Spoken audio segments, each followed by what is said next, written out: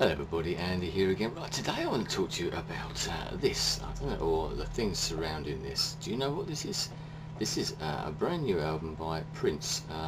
It's called Planet Earth, and it's causing a bit of a stir for lots of different reasons. The main reason, this whole particular vlog is coming from a UK point of view, but I'll be interested to know if anything that I say is relevant where you are, whether it be in the US or anywhere else across the world. So I thought I'd say that very quickly. That particular album, this one, the Prince album Planet Earth, was given away free with a newspaper over here, completely free with a newspaper, a Sunday newspaper. 2.8 million copies were given away for absolutely nothing. Is this the end of the record companies as we know it? Is this the end of the way that we get our music, the way it's distributed, etc.?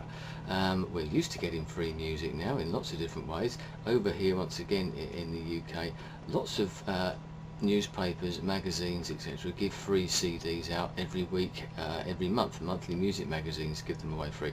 They're usually sampler type of CDs and things like that, so they're just sort of pure publicity to sort of get you interested in the band, and they're great. They're very good for that, and they get you interested in somebody you've heard about but maybe you've never heard. But this, as I said, this particular Prince album is a whole album. It's a brand new album.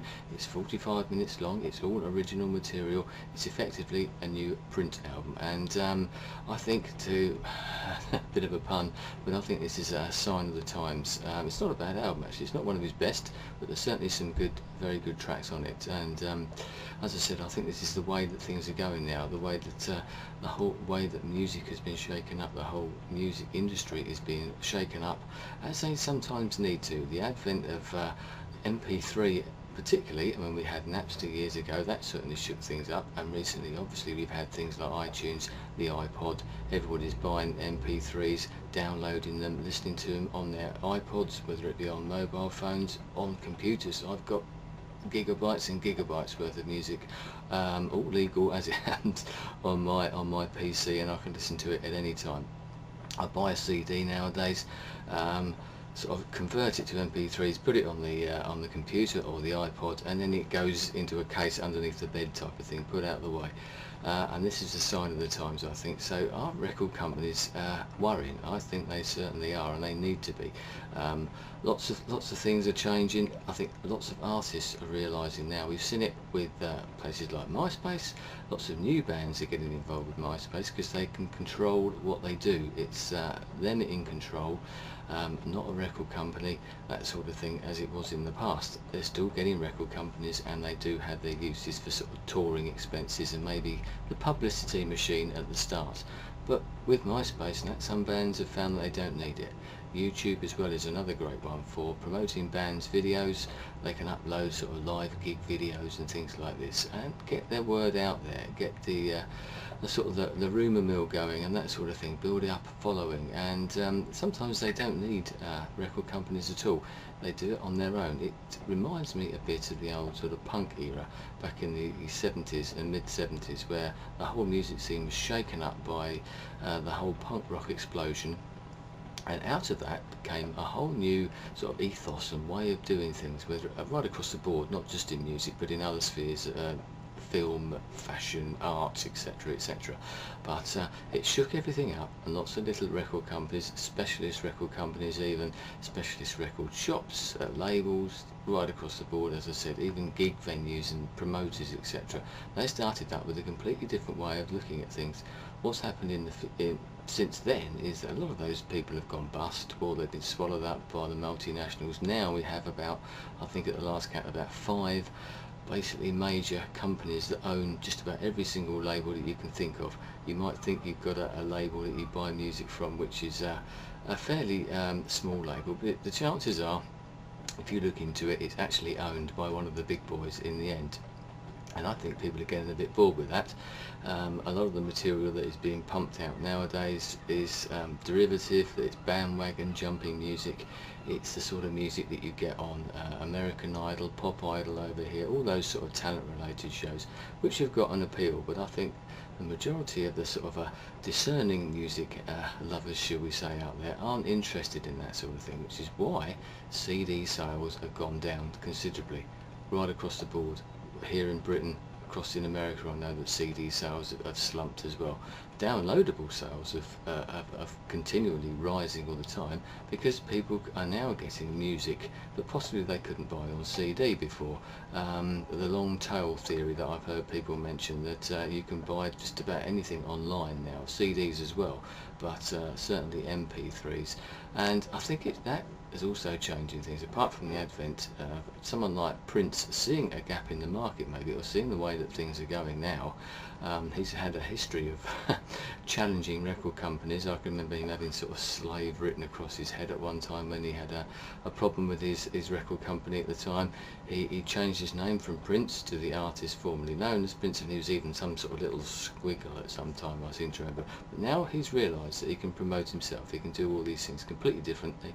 He can give his albums away for free. I'm sure he got some money out of as a publicity stunt. I'm sure the newspaper paid him, but when did he last sell 2.8 million copies? I don't suppose he ever has of that amount of albums, certainly in the UK, and that's what we're talking here. The amount of publicity he's got, he's sold 20 days out at a 20,000 seater event over here in Britain, so I bet he hasn't done that for a long time. A lot of bands now, especially more established bands, are realising that a lot of the money that they make can actually be made through touring. It can be made through live appearances, it can be made through the merchandising that goes with that, and the merchandising that they can do through their own websites, through their MySpace pages, etc, etc. They realise that maybe they don't need the record companies anymore, and I'm sure they're getting a bit worried. Record companies are laying off staff, and where will it ever end? Is it a good thing? Is it a bad thing? I'm a bit, I'm not sure really, actually. I think the record companies could certainly do with a big kick up the backside. They've been going along for a long time. Here in the UK, once again, charging far too much for CDs. You in the US, I don't know what it's like elsewhere, but your CDs generally are considerably lower in price for the same product that we have to pay over here. And I think people are rebelling, which is why you get the Napster scenario, the LimeWire, people actually doing it for nothing. That's another completely different argument, which I don't really want to go in. Nearly did then, but I don't really want to go into that. But I'm wondering what your experiences are, and what do you think is going to happen in the future. I think we're going to get a lot of record companies, or so record shops may even go out of business, because of the way that the people are buying music. They're not buying a physical product so much as a digital product, and that's one big change. I do like to have a CD. There is it's slightly better quality maybe in that way, but I think you're going to get specialist record labels, you're going to get specialist shops, and I don't think they will ever disappear, and I think that's good. I think we're seeing a new sort of punk type of era for music. People sort of doing it themselves, a do-it-yourself culture, and there's nothing wrong with that. Give it a good shake up, give it a big kick up the backside, and hopefully we'll all be sort of dragged, or the record companies will be dragged kicking and screaming into the next generation of music makers. But interested to know what your thoughts are on this. Do you agree with me? Do you think that this type of thing is the future? A free album which you might go out and get for absolutely nothing, but then you might go and buy the t-shirt, you might go and buy some of Prince's old music. I've started playing, I've started playing some of his old music, which I haven't done for years, and that's what it's all about, isn't it? It gets you interested, and I said 2.8 million copies given away for nothing. I don't know how many of those copies have actually been played, but I haven't bought or listened really to a new Prince album for probably since Sign of the Times, and that is a long time ago. So he's done something for me. He's got me listening to his music, and that's what it's all about. So free isn't necessarily bad. I can see why it can be bad for some people, but for Prince, he obviously thinks it's a good idea. So what do you think? I'll be interested in your thoughts. Anyway, that's enough from me. Thanks very much. Goodbye.